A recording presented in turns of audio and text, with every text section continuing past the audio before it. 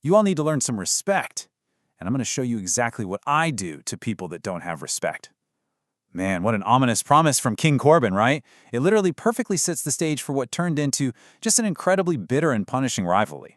Welcome, everyone! So, in today's Explainer, we're totally deconstructing the absolute chaos that was the 2019 TLC bout between Roman Reigns and King Corbin. We're going to look really closely at the anatomy of this match, because it's not just a standard brawl, you know? It's this deeply tactical battle of attrition, where the rules, or, well, the lack of rules, are just fully weaponized. Let's dive in. Section 1. The Rules of TLC. Imagine stepping into a competition where the literal only rule is that there are no rules. That's exactly what Roman Reigns walked into here. A tables, ladders, and chairs match is defined by what it lacks. There are no disqualifications and no countouts. Weapons? Perfectly legal. And the only way to win is by pinfall or submission. That no disqualification stipulation is huge. It basically turns a standard one-on-one fight into an absolute free-for-all. Honestly, it's pretty much a license for gang warfare if you've got the right connections. And it's kind of fascinating to think about the historical weight of this match type too. The commentary team actually points out that the TLC match was nearing its 20-year anniversary during this bout. It was made famous way back at SummerSlam 2000 by teams like Edge and Christian, the Dudleys, and the Hardy Boys. So Reigns and Corbin, they were stepping into a deeply, deeply brutal tradition. Moving right along to Section 2, Softening the Big Dog.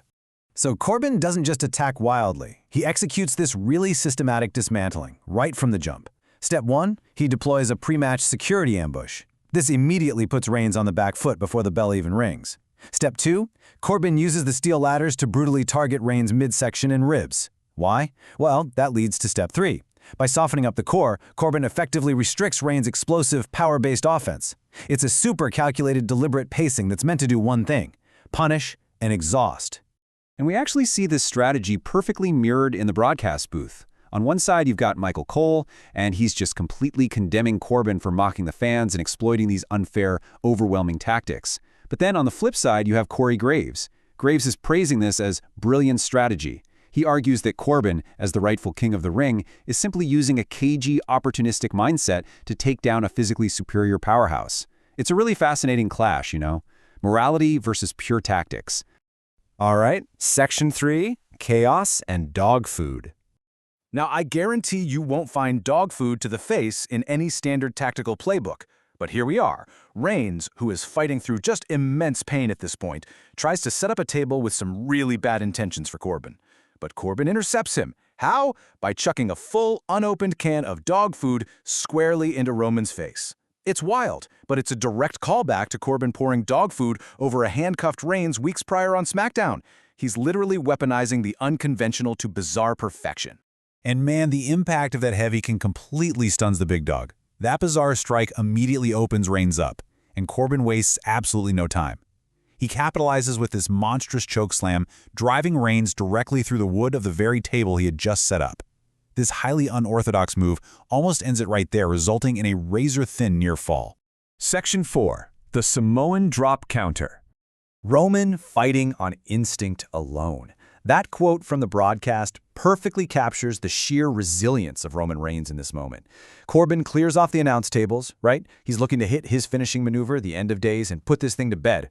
But Reigns, with his body completely racked with pain, somehow manages to intercept the attack and completely reverse the momentum of the entire match. Totally sacrificing his own body, Reigns hoists Corbin up and delivers just a crushing Samoan drop. The impact is so explosive that the broadcast desk basically disintegrates underneath Corbin's 285-pound frame. It's the perfect example of how a single burst of adrenaline can just entirely flip the script of a fight. Reigns is feeding off the energy of the crowd here, proving exactly why he's considered one of the most intense superstars in WWE history. Which brings us to Section 5, the numbers game. Now watch how quickly a one-on-one match spirals completely out of control. Just as Reigns is gaining a full head of steam, Dolph Ziggler shockingly emerges from under the ring and delivers a massive super kick. Then Corbin's royal security guards swarm the ringside area, and if that wasn't enough, the Revival, Dawson and Wilder, march down to assist the king. It's just this rapid-fire succession of returning enemies completely escalating the violence.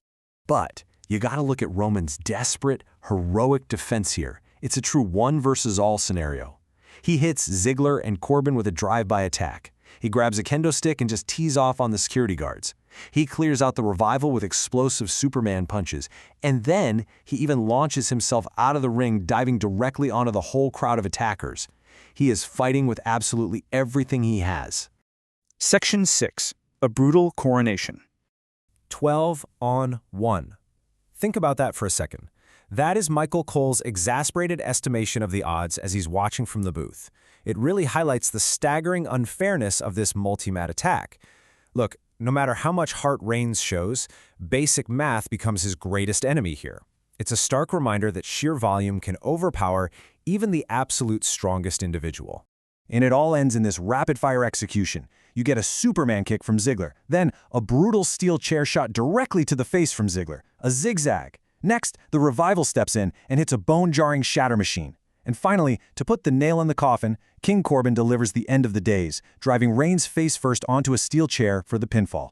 As Corbin's hand is raised amidst just a massive chorus of boos, Corey Graves offers this really cold assessment. He says might equals right. Everything is right in the WWE Universe. Graves is pointing out a hard truth about this specific match type.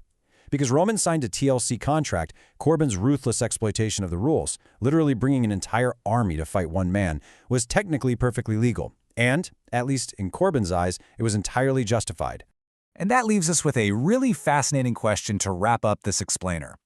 In a battle with absolutely no rules, does honor matter, or does might simply make right? It's the ultimate psychological hook of combat sports storytelling, right? It forces us to ask what a no disqualification match truly reveals about the competitors involved. Definitely something to think about the next time you see a contract signed for a match with no rules. Thanks for joining me on this explainer, and keep learning.